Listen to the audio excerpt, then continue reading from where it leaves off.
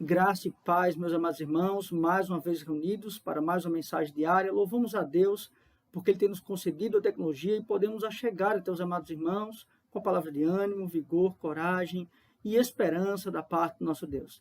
Meus amados irmãos, há quanto tempo nós não nos falamos, há quanto tempo, na verdade, nós não nos dirigimos até os amados irmãos. Eu quero aqui ser grato primeiramente ao Senhor, agradecido ao Senhor por ter o privilégio de voltar ao convívio dos amados irmãos e também agradecer a cada irmão, a cada irmã que esteve nesse momento difícil em oração. Louvado seja Deus pela vida de cada um dos amados.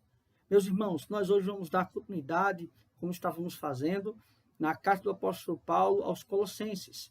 Agora, desta feita, do seu capítulo 3, dos versos 17 e verso 18. Colossenses, capítulo 3, versos 17 e verso 18. Mas antes vamos ter uma breve oração, rogando ao nosso Deus por iluminação e entendimento da sua santa palavra. Oremos. Santo, eterno, bondoso, maravilhoso Deus, graças te damos, ó Senhor, porque tu tens nos conduzido, Senhor, com tua bondosa mão para a tua vontade. Louvamos ao Senhor porque o Senhor tem cuidado de nós em momentos tão difíceis.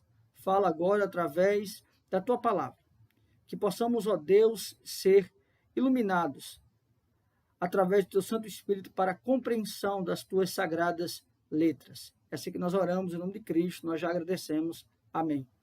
Como nós bem sabemos, esta carta do apóstolo Paulo aos Colossenses, ela é dirigida sobretudo para o combate a uma heresia contra o aspecto total da pessoa e obra de Cristo, ou seja, é o maior tratado cristológico das Escrituras.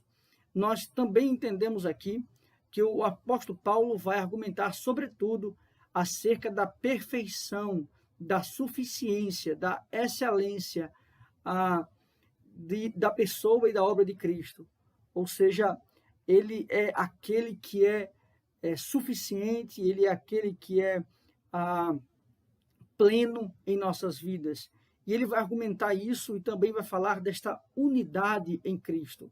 E agora, quando ele chega no capítulo 3, ele vai trabalhar acerca da unidade, ele vai trabalhar as consequências dessa unidade, quais são os nossos deveres para com essa unidade, primeiramente os deveres espirituais. E quando ele chega agora, a partir do verso de número 18, ele vai tratar acerca de aspectos práticos, não só espirituais, mas agora sociais. Ou seja, tudo quanto houve de consequência a esta união com Cristo, nós agora vamos ver nas relações. E aí temos as relações conjugais, marido e mulher, nas relações entre pais e filhos, nas relações entre senhor e servo. E nós vamos hoje trabalhar acerca das relações conjugais. Como então esta união com Cristo, esta compreensão espiritual, me faz então perceber os papéis e as funções que Deus estabeleceu. E como o cristão deve andar nessas relações. Como deve ser a vida prática do cristão, agora tendo seus olhos fitos e abertos no verdadeiro evangelho, fitos no Senhor Jesus Cristo. E assim ele vai dizer a partir do verso 17, o verso 18, se dirigindo às mulheres, às esposas. Esposas, sede submissas ao próprio marido, como convém ao Senhor. Aqui então ele começa essas relações tratando justamente de marido e mulher.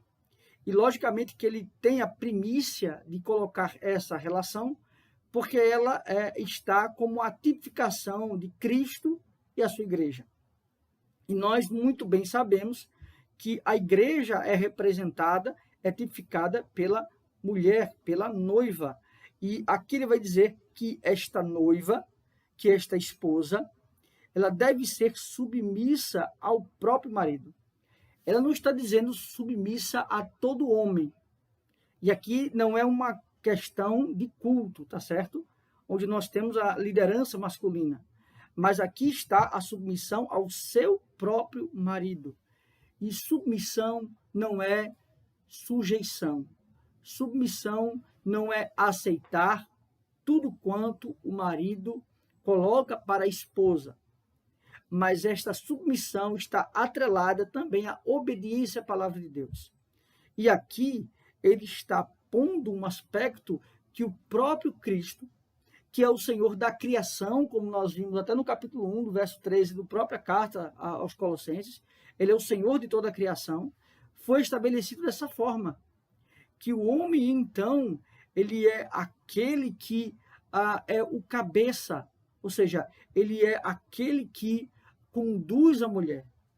Então, essa concepção de ser submissa, a mulher, então, está disposta, ela se propõe a ser conduzida pelo marido, a ser guiada pelo marido, a ser orientada pelo marido, a ser animada pelo marido, a ser cuidada pelo marido, perceba, a ser protegida por ele. A concepção aqui são os papéis, aqui não há uma superioridade dos sexos, homem e mulher, porque nós sabemos que a ideologia de gênero ela já começa errada na própria aplicação da palavra, porque gênero não é homem e mulher, gênero é gênero humano, homem e mulher é o sexo, ou seja, sexo masculino, sexo feminino. Então, toda vez que você, por exemplo, for perguntado qual o seu gênero, você vai responder gênero humano. E a pessoa então vai dizer, não, mas não é isso que eu disse. Não, então, o meu gênero, no caso, o meu sexo é masculino. Então, perceba que a sociedade ela tenta, inclusive, distorcer aquilo que a própria palavra estabeleceu. E isso começa já num conceito basilar. Então, aqui nós temos uma ideia de que esta mulher ela é submissa, porque isso foi estabelecido na criação. Aqui não é uma inferioridade da mulher, aqui não é uma incapacidade da mulher frente ao homem, não tem nada a ver com isso. Aqui tem a ver com a funcionabilidade. Aquilo que Deus estabeleceu, a mulher como auxiliadora, ser submissa ao seu próprio marido, ou seja, ela deve satisfação, submissão, ouvir, acatar as ordens do seu próprio marido. Isto é importante porque, muitas vezes, quando mulheres não têm líderes nos seus lares, de certa maneira, elas tendem a transferir esta figura. E ela pode transferir essa figura para fora do casamento. Seja algum outro homem que ela conheça, ou no trabalho, ou em faculdade, se o homem não exerce essa liderança, o aspecto natural da mulher é procurar um protetor, aquele a quem ela tem segurança. E aqui ele não só está estabelecendo que a mulher deve ser submissa, mas ela deve ter este sentimento com o seu próprio marido. Este sentimento, esta segurança não pode ser transferida. Ela tinha esta segurança com o pai, ou seja, aquele que a criou, ela tinha esta figura. Agora, esta figura foi transferida do pai para o marido. Perceba isso. Então, e aí a mulher tem que lutar com o próprio marido quando ele não tem esta aptidão da liderança e tentar conversar com ele para que ele exerça esse papel. E temos que tomar cuidado, porque no aspecto da mulher existe a síndrome de Eva, ou seja, a rebeldia.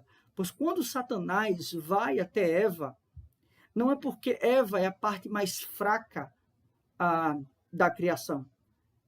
Não é porque Eva é mais fácil de ser iludida, porque Satanás justamente ele já está querendo inverter os papéis. A mulher vai conduzir o homem ao pecado. Percebe? Ela vai então ser aquela que vai orientar o marido. E isto é inversão de papéis. Então, nesse sentido, temos que entender isso ao seu próprio marido, como convém no Senhor. Como convém no Senhor. Como convém ser ao próprio Deus. Ou seja, a igreja é submissa a Cristo.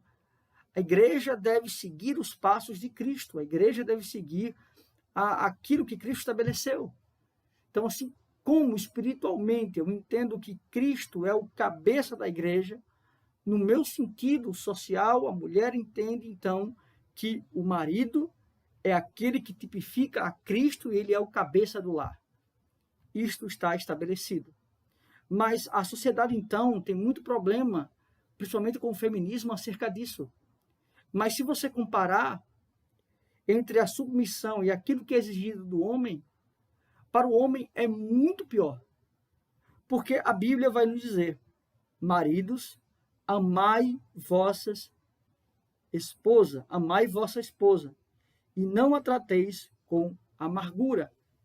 Nós sabemos que este amar a vossas esposas também está atrelado à ideia de se sacrificar por ela. O amar é a ação. Percebe? Enquanto para a mulher é estabelecido a submissão, porque o homem entende o amor da mulher para com ele através do respeito, através justamente da mulher, então, o respeitar, acatar as suas decisões, as suas escolhas. Isto, então, alegra o coração do homem. Mas, para o homem, em relação à mulher, é diferente. Ele não usa essa expressão de submissão ou algo parecido. Ele usa o amor. E aqui, no caso, o ágape, o amor incondicional, ou seja, o estar disposto a morrer por ela. Então, amai vossa esposa e não a trateis com amargura. É interessante porque aqui vai dizer, e não a trateis com amargura. Além de você ter as ações já estabelecidas na própria criação, em termos de proteção, de ensino, de cuidado, de zelo, de justamente ser aquele que é o provedor, aquele que trabalha. Ele ainda diz que não a trateis com amargura. Ou seja, não a trate mal, não a trate de forma amarga, de forma seca. Por quê? Porque a mulher, ela entende o amor de vários sentidos. Desde uma ação de comprar um objeto até palavras que são ditas, e isso é guardado no coração. Percebe? Então, o cuidado e o zelo que o homem tem que ter no tratamento para com sua esposa e também a disposição em se sacrificar, como Cristo se sacrifica pela igreja, dando a sua vida, assim deve ser o homem para com a sua mulher.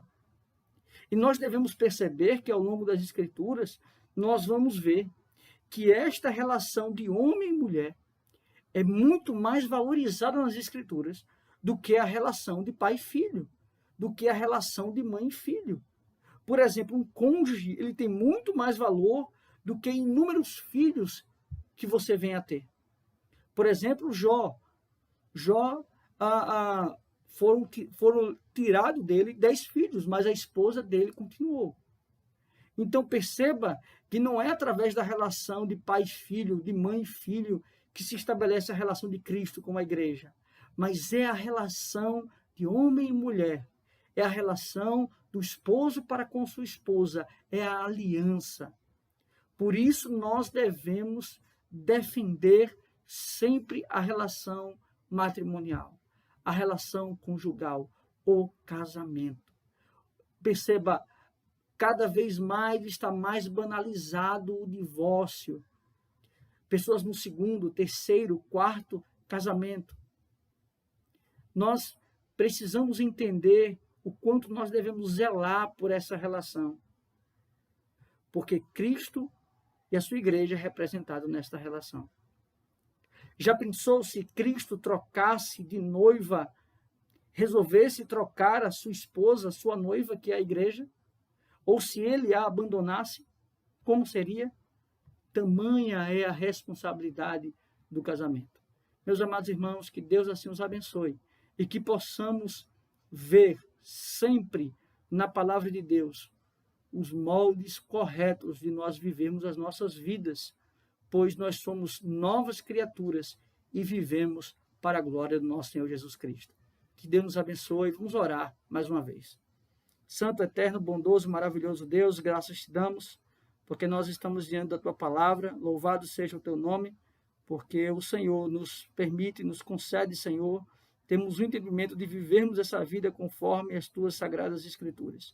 É assim que nós oramos, é assim que nós te agradecemos, em nome de Cristo. Amém. Que Deus assim os abençoe, meus amados irmãos.